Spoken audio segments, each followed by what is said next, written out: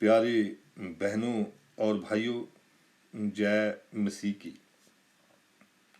आने वाले समय में क्या होने वाला है, what is going to happen in the future. प्यारे, पहले पार्ट में हमने वचन में से देखा था कि रूस इसराइल पर हमला करेगा, तब एंटी क्राइस्ट प्रकट होगा। उस समय कलीसिया जो प्रभु की दुल्हन है वो कहाँ होगी, दुल्हन कहाँ होगी, आज हम वचन में से देखेंगे। उस समय जो दुल्हन है मेरे प्यारों, जो प्रभु की दुल्हन है, कलीसिया जो आज तैयार हो रही है, जो प्रभु की दुल्हन है, वो उठा ली जाएगी। मसीह विरोधी के प्रकट होते ही दुल्हन को प्रभु उठा लेगा। पिछले पार्ट में मैंने आपको बताया था कि मसीह विरोधी 7 साल के लिए इस्राएल कौम के साथ एक एग्रीमेंट करेगा। वो 7 साल का जो एग्रीमेंट करेगा, 3.5 साल में वो एग्रीमेंट तोड़ देगा। 3.5 साल तो वो शांति से रहेगा, 3.5 साल शांति से रहेगा, लेकिन 3.5 साल के बाद वो अपना एग्रीमेंट, अपना मुआहदा वो है जो इसराइल के साथ होगा, वो तोड़ देगा। मेरे प्यारे, जो हमने पढ़ा था ना, जो लिखा है ना, एक साथे का नेम बांधेगा, लेकिन साथे के विचकार हम एक बार फिर पढ़ेंगे। दानियल नबी की किताब, उसका 9 बाब 27 आयत, जहां लिखा है, मैं प्रधान 1 सप्ताह के लिए बहुतों के संग दृढ़ वाचा बांधेगा, परंतु आधे ही सप्ताह के बीतने पर वह मेल बलि और अन्न बलि को बंद करेगा। आधे ही सप्ताह के बीतने पर मतलब ਜਦੋਂ 7 ਸਾਲ ਦਾ ਅੱਧ 3.5 ਸਾਲ ਦੇ ਵਿੱਚ ਉਹ ਆਪਣਾ एग्रीमेंट ਜਿਹੜਾ है तोड़ देगा। प्यारो, वो 3.5 साल का समा बहुत ही मुश्किलों भरा होगा, बहुत ही कष्ट भरा होगा, बहुत ही क्लेश भरा होगा। जे हम दानियल नबी की किताब 12 बाब में भी हम ये पढ़ सकते हैं। 12 बाब की 7 आयत में वहाँ भी लिखा हुआ है, वहाँ लिखा हुआ है, एक समय और आधा समा मतलब 1 साल, समय मतलब 2 साल, और आधा साल, यानी 3.5 साल। ये 3.5 साल ये क्लेश, ये कष्ट रहेगा। हम पढ़ेंगे प्रकाश की पोथी 7 बाब उसकी 9 से पढ़ेंगे। इसके बाद मैंने दृष्टि की और देखो, हर एक जाति और कुल और लोग और भाषा में से एक ऐसी भीड़ जिसे कोई गिन नहीं सकता था, श्वेत वस्त्र पहने और अपने हाथों में खजूर की डालियां लिए हुए सिंहासन के सामने और मेमने के सामने खड़ी है। श्वेत वस्त्र पहने हुए और हाथों में खजूरे लिए हुए एक बहुत बड़ी भीड़। तो जब हम 13 में से पढ़ते हैं तो 13 देखो क्या लिखा है। इस पर प्राचीनों में से एक ने मुझसे कहा, ये श्वेत वस्त्र पहने हुए कौन है और कहाँ से आए हैं? तो मैंने उससे कहा, हे स्वामी, तू ही जानता है। तो उसने मुझसे कहा, ये वे हैं जो उस महाक्लेश में से निकलकर आए हैं। तो वो जो कष्ट होगा, उस कष्ट में से, उस क्लेश में से एक भीड़ निकलकर आएगी।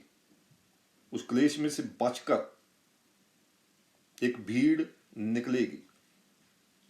बच के निकलने का मतलब ये नहीं है कि वो सब जिंदा होंगे, नहीं, वो सब महाक्लेश में मारे गए लोग होंगे, लेकिन कुछ लोग जिंदा भी होंगे। ये वो लोग हैं जब विरोधी मसीह प्रकट होगा तब कलीसिया जो दुल्हन है उठा ली जाएगी, क्योंकि दुल्हन ने राज करना है प्यारो, दुल्हन ने राज करना है। ये वचन में लिखा हुआ है, हम पढ़ सकते हैं। कुरिन्थियों का पहला खत, पहला कुरिन्थियों से 6 बाब उसकी 2-3 आयत में पढ़ सकते हैं कि और भी आयतें हैं, मैंने एक आपको बताई है। पहला कुरिन्थियों 6 बाब की 2-3 आयत में हम पढ़ सकते हैं कि दुल्हन ने राज करना है। जिस दुल्हन ने राज करना है वो दुल्हन कैसी होगी, ये भी वचन में लिखा हुआ है। इफ्सियों के खत में हम पढ़ सकते हैं। इफ्सियों का खत 5 बाब उसकी 27 आयत में हम पढ़ेंगे। इफ्सियों का खत 5 बाब उसकी 27 आयत, जहां लिखा है, और उसे एक ऐसी तेज सभी कलीसिया बनाकर अपने पास खड़ी करे जिसमें ना कलंक, ना झुर्री, ना कोई और ऐसी वस्तु हो, वरना पवित्र और निर्दोष हो। देखो मेरे प्यारो, जिस कलीसिया ने राज करना है ना, वो कैसी होगी? निष्कलंक, कोई कलंक नहीं होगा उसमें, ना कोई जरूरी, ना कोई भी ऐसी वस्तु, वरना वो पवित्र और निर्दोष होगी। तो आज जो मसीही धरती पर हैं जितने भी, क्या सब निष्कलंक हैं प्यारो? सब में कोई जुर्री नहीं है आज? सब निष्कलंक हैं, पवित्र हैं, निर्दोष हैं? नहीं मेरे प्यारो, जिस दुल्हन ने राज करना है उसमें कोई धब्बा, कोई जुर्री नहीं होगी मेरे प्यारो। सो जो लोग दुल्हन में शामिल नहीं होंगे वो मसीही तो होंगे लेकिन दुल्हन में शामिल नहीं होंगे मेरे प्यारो। वो नीचे रह जाएंगे, वो नीचे रह जाएंगे। इसीलिए तो सवाल पैदा होता है। जो लोग कहते हैं ना कि जो कलीसिया है वो 3.5 साल के बाद उठाई जानी है, जब एंटी क्राइस्ट प्रकट होगा तो 3.5 साल के बाद दुल्हन जो कलीसिया है उठाई जाएगी। कुछ लोग तो कहते हैं कि 7 साल के अंत में उठाई, वो तो बिल्कुल ही वचन के मुताबिक नहीं है, वचन के अनुसार नहीं है, क्योंकि वचन को भी देखना पड़ता है ना। वचन के अनुसार कोई बात है तो मानी जाएगी, वचन के अनुसार नहीं है तो मानी नहीं जाएगी। अगर 7 साल के अंत में कलीसिया उठाई जाएगी तो फिर तो सभी लोग दुल्हन में होंगे, है ना, सभी कलीसिया में शामिल होंगे, दुल्हन में शामिल होंगे, तो दुल्हन ने राज करना है ना, ठीक है ना, क्योंकि सब सब सब सब सब जान जाएंगे ना, 7 साल में तो सब सब तैयार हो जाएंगे, है, सब दुल्हन में शामिल हो जाएंगे, है ना। सबको पता चल जाएगा ना कि एंटी क्राइस्ट प्रकट हो चुका है, ये तो बाइबल के मुताबिक हो गया भाई, देखो सब हो गया, तो सब सब होश में आ जाएंगे और सब दुल्हन में शामिल हो जाएंगे, और वो दुल्हन जड़ी है वो उठा ली जाएगी, है ना। उसने राज करना, वो ऊपर उठा ली, तो 7 साल के बाद जब ऊपर उठा ली जाएगी तो नीचे क्या बचा? नीचे क्या रह गया प्यारो? नीचे तो फिर दुष्ट लोग रह गए, है ना, मसीह विरोधी के लोग, निशान हाथों पर और माथे पर निशान लगाए हुए लोग रह गए। तो लिखा हुआ है वचन में, उनको तो प्रभु खत्म कर देगा, नष्ट कर देगा। तो फिर दुल्हन जो है, जो प्रभु के साथ वापस आएगी धरती पर, राज कहाँ पर करेगी? राज किस पर करेगी, है ना। ये देखने वाली बातें हैं, मानने में कोई हर्ज नहीं है। और 3.5 साल बाद जो कहते हैं, है ना, वो भी वचन के मुताबिक नहीं है। अगर वचन के मुताबिक हो तो हम मान लें, मानने में कोई हर्ज नहीं है, मानने में दिक्कत नहीं है। और फिर ये भी दिक्कत नहीं है कि जो दुख या कष्ट या क्लेश सहने से कोई नहीं डरता, हम डरते नहीं हैं। कलीसिया तो पहली सदी से दुख और कष्ट और क्लेश सहती आई है, ठीक है ना। बात परमेश्वर के वचन की सच्चाइयों की है। अगर कोई बात वचन के अनुसार है वो मानी जाएगी, है ना, ठीक है। अगर जो लोग कहते हैं कि 3.5 साल के बाद कलीसिया उठाई जाएगी, तो प्यारो जब एंटी क्राइस्ट प्रकट होगा, है ना, तो वो सारे संसार पर राज करेगा, उसका कंट्रोल सारे संसार पर होगा, तो सभी मसीही जान जाएंगे, है ना, सब मसीही उसको पहचान जाएंगे, पहचान लेंगे कि ले अभी बाइबल के मुताबिक ये हो गया है, देखो मसीह ये एंटी क्राइस्ट है, इसका अभी सारे संसार पर राज है, कंट्रोल है, ये तो हो गया बाइबल के मुताबिक जो लिखा हुआ था। तो फिर तो सभी मसीही दुल्हन में आ जाएंगे, शामिल हो जाएंगे, है ना, तैयार हो जाएंगे, है ना। तो 3.5 साल बाद फिर उनको उठा लिया जाएगा, क्योंकि दुल्हन ने तो राज करना है, तो वो तो सब उठा लिए गए, तो नीचे क्या बचा, क्योंकि वचन बताता है यहूदी लोग भी 3.5 साल के बाद यहूदी भी ईमान ले आएंगे प्रभु यीशु पर, वो भी दुल्हन में आ जाएंगे, तो सब उठा लिए जाए, उठा लिए गए। तो प्यारो 1000 साल जो राज करना है प्रभु यीशु ने आकर दुल्हन के साथ मिलके, तो वो कहाँ पर करना है, किस पर करना है, सवाल ये है ना? सो इसलिए देखना पड़ता है कि वचन के अनुसार बात ठीक है या नहीं। और फिर मत्ती की अंजील में भी हम इसको पढ़ सकते हैं। मत्ती की अंजील में 24 बाब उसकी 39 आयत से 42 तक पढ़ सकते हैं।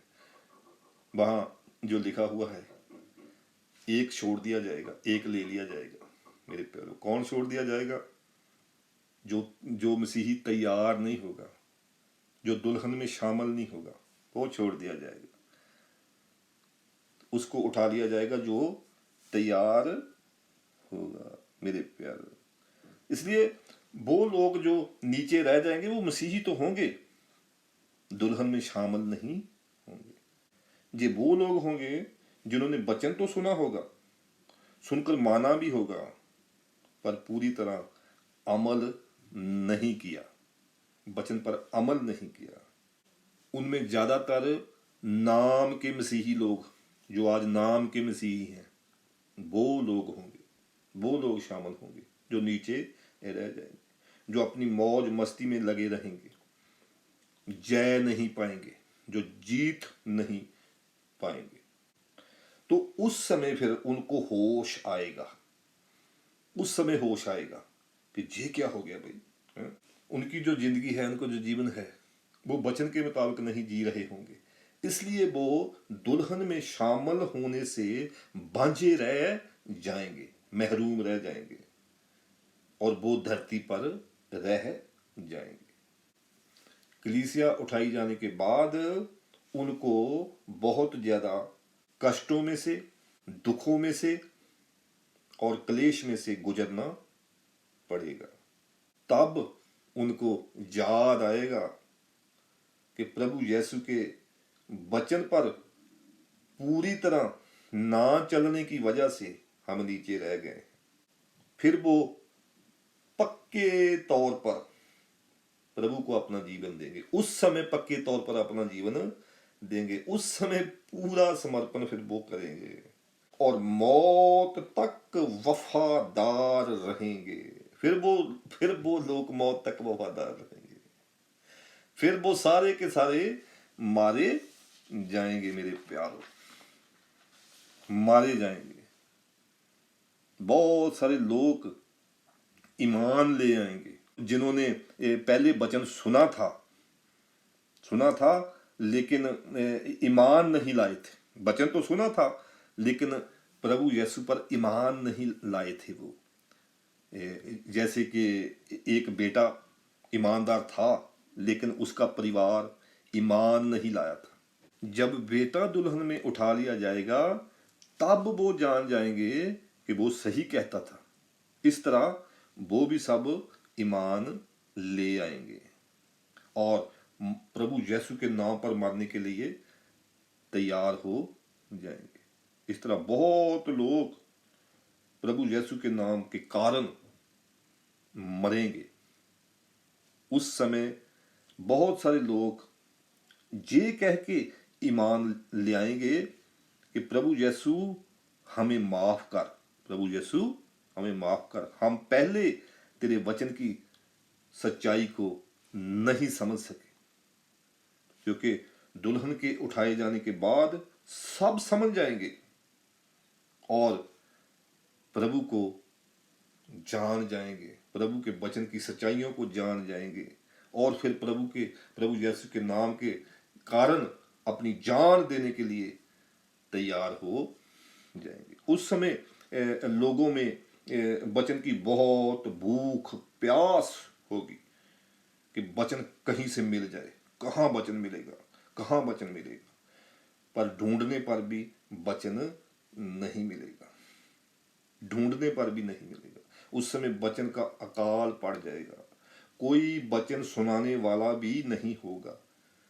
फिर भी बहुत सारे लोग प्रभु यीशु पर ईमान ले आएंगे और प्रभु यीशु के लिए मरने के लिए तैयार हो जाएंगे।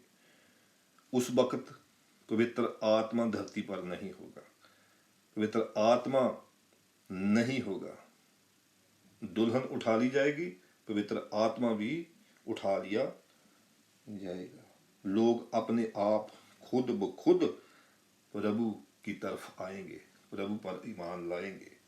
जब हम यकरिया 12 बाब उसकी 10 ऐत से 14 ऐत तक पढ़ते हैं, यकरिया नबी की किताब 12 बाब 10 आयत से 14 तक पढ़ते हैं, तो वहां लिखा है सारी इस्राएल कौम भी उस समय प्रभु यीशु पर ईमान ले आएगी।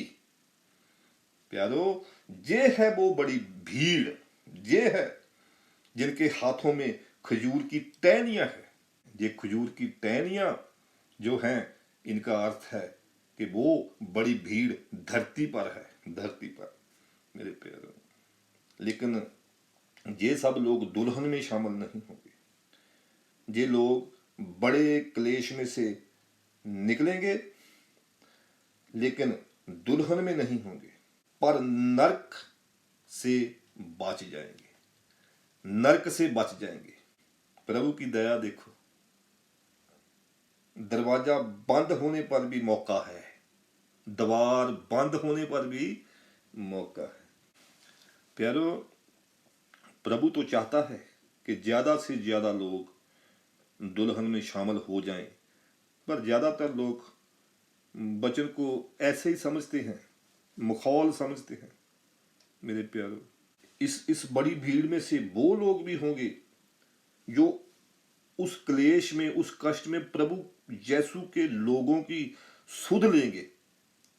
मेरे प्यारो, मतलब जो कोई मसीही उस समय प्यासा होगा, उनको कोई पानी पिलाएगा, कोई भूखा होगा उनको खाना खिलाएगा, कोई नंगा होगा उनको कपड़ा पहनाएगा, कोई कैद में होगा तो वो उनको देखने को जाएगा, उनकी सहायता के लिए देखने जाएगा, सहायता करेगा, मदद करेगा।